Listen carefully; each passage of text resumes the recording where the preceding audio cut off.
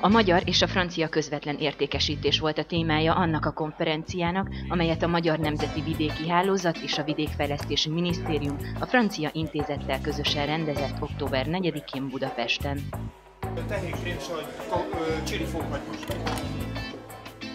A közvetlen értékesítés lerövidíti az élelmiszerek útját a termelő és a fogyasztó között, amellyel hozzájárul az élelmiszerlánc biztonsághoz és visszaállítja a termelő és vásárló közötti bizalmat. Emellett a szállítás okozta környezeti terhelés is csökken, valamint a helyi feldolgozás és a közvetlen értékesítés új munkahelyeket is teremt, elősegíti a fiatalok helyben maradását és megőrzi a vidék tradícióit. A termelői piacok ezáltal a közvetlen értékesítés Európa szerte egyre nagyobb teret nyer magának, mert nem csupán piaci rés, hanem külön ágazat növekvő kereslettel. Egész Nyugat-Európa szerte a helyi értékesítés, a rövid élelmiszer láncok szerepe az felértékelődött, már nem csak egyfajta piaci rést jelent, hanem egy külön ágazatot is, amire növekvő a kereslet.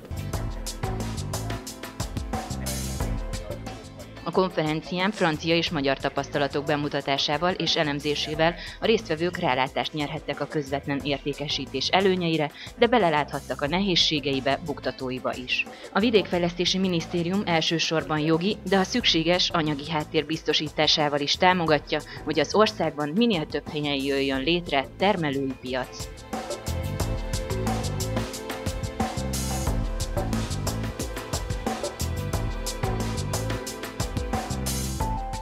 A konferencia másnapján a résztvevők tereplátogatáson vettek részt Kecskeméten, ahol megtekintették a termelői piacot is. Ha valahol van kultúrája, még mindig és több évszázada folyamatos ez a kultúra, az éppen Kecskemét, hiszen a mezővárosba a török alatt elpusztult falvakból beáramló, beköltöző emberek tulajdonképpen már 600 éve is igazából kis piaci helyként is működtek, és utána, amikor a nagy tanyavilág a 19. században kialakult, hát onnan pedig virágzott ez a piaci kultúra.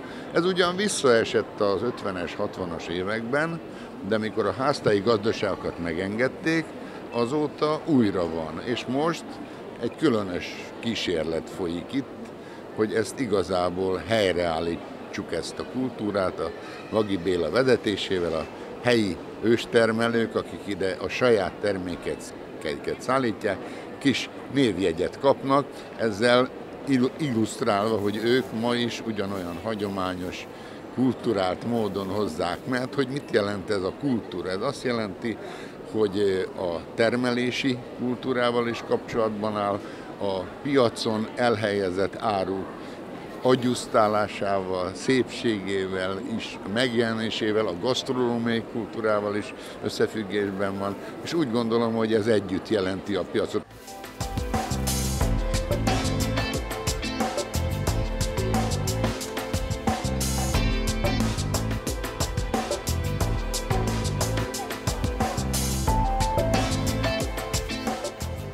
A savanyú káposzta például tejsavas erjesztésű, ebben nincs tartósítószer, a miénkben legalábbis. A többiben azok igen, tehát mi nem hőkezelünk, úgyhogy abban tartósítószerek vannak. Tehát csak a káposzta tejsavas? Igen. Meg a kovászos uborka, ezeket. Tehát ezek hagyományosan, tapossuk őket ugyanúgy, ahogy a szüleink annak idején, ezt nem változtattunk ezen. De megéri, mert van egy vevőkör, aki ezt szereti.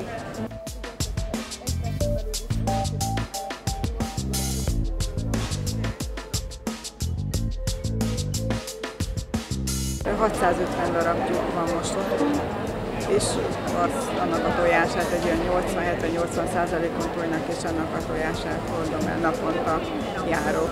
Hétfő-szerda kivételével mindig itt vagyok a piacon.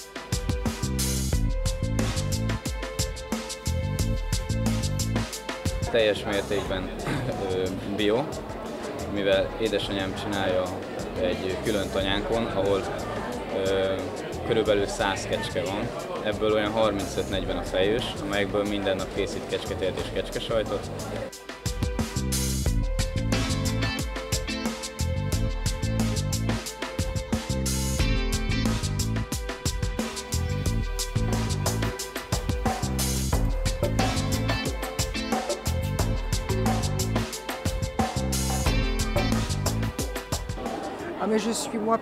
Ez a piac nagyon színes, rendkívül érdekes, és kedvet kaptam, hogy itt vásároljak. Franciaország délnyugati vidékéről érkeztem, ahol nagyon erős a mezőgazdasági termelés. Amiben különbséget látok egy otthoni és egy magyar piac között, az, ahogyan az árut kínálják. Nálunk jobban megkülönböztetik a termelőt és a viszonteladót. Míg az utóbbi nagy mennyiségben, nagy területen árulja a termékeket, addig a termelő kis helyen kevesebb árut kínál a vásárlóknak.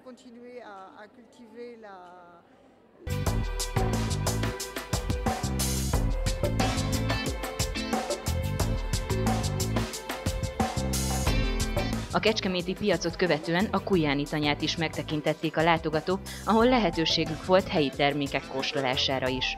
A Felső-Bácska Líder Hacs már másfél éve több sikeres projektet is véghez vitt francia partnerükkel.